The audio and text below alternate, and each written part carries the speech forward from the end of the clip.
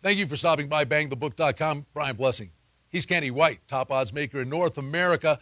We're going to preview some big baseball for you on the weekend, but first, the big news during the course of the week is football-related. Kenny, coming out of New England, Aaron Hernandez charged with murder, released by the Pats. Gronkowski's already had surgery, and he's going to be out. Those two bookend tight ends who were monsters, both of them are gone. What does that mean in relation to the wagering line for the Pats? Well, New England is going to be at least a 2 to maybe 2.5 point drop-off with both tight ends out of the lineup. You know, they use those guys more than any other team in football. So I've always said, though, tight ends, wide receivers, running backs are a dime a dozen.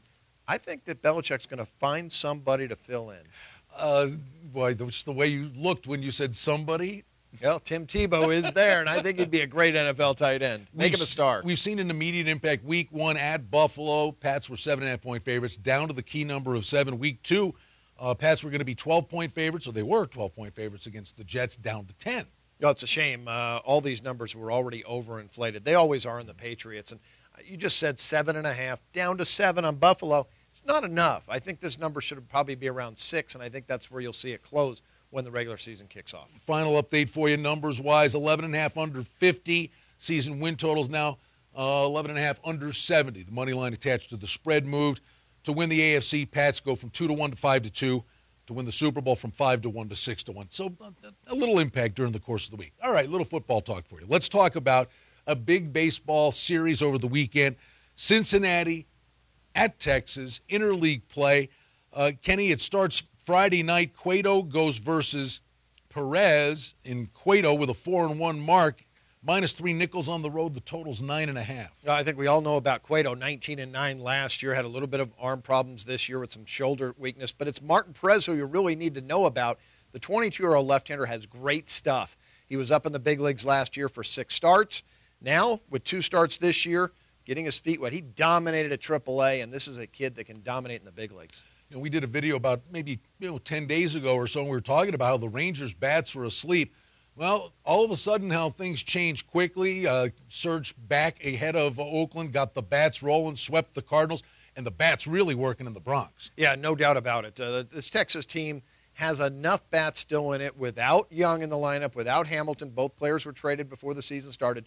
They still have enough offense and firepower to be the best offensive team in the American League. Tell me about the Saturday matchup when Cincinnati sends Leak to the Hill versus Tepish. Reds favored on the road again, $1.20. Total on that contest is 9.5. Both guys are ground ball pitchers, and if they can get their ground balls at fielders, they'll be very efficient in the game.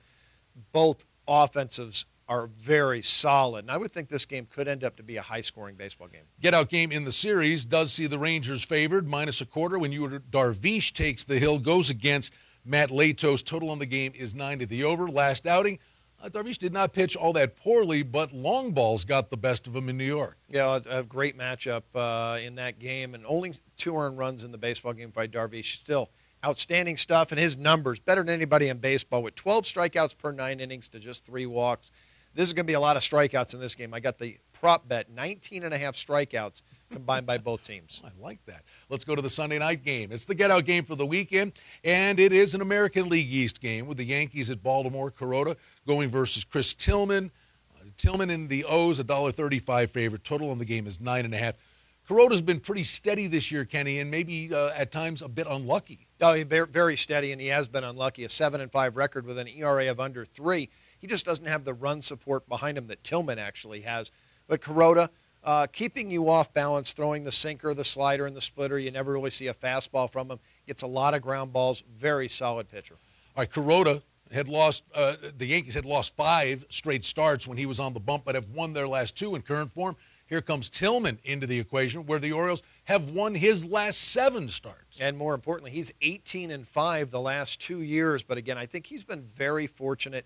Batting average balls in play is very low, and his left-on-base percentage, 84%, is extremely high. Those numbers will change. His FIP ERA looks around 5 right now. I think you'll see his actual ERA end about 4.5 when the season ends. And his numbers are not good specifically against the Yankees. Well, amazing when you look at the numbers against the Yankees.